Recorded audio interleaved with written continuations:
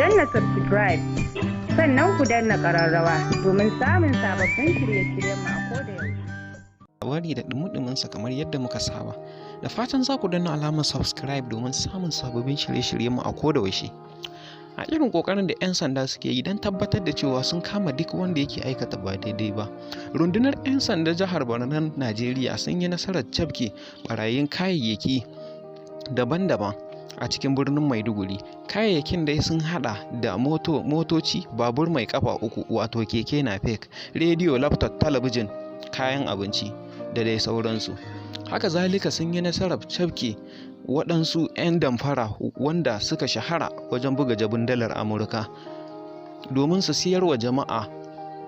Kwamishinan 'yan sandan jihar Borno ya yaba wa kwamandan da yake yaƙi da miyagun ayyuka wanda aka fi sani da OC Crop wato Ibrahim Muhammad kan irin himmar da yake badawa domin cafko masu aikata laifi.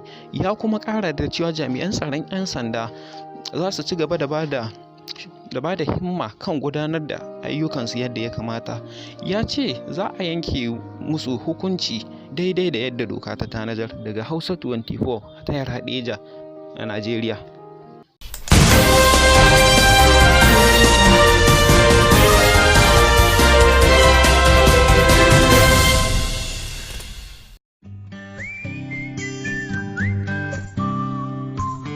Danna subscribe sannan ku danna ƙararrawa domin samun sababbin shirye-shirye.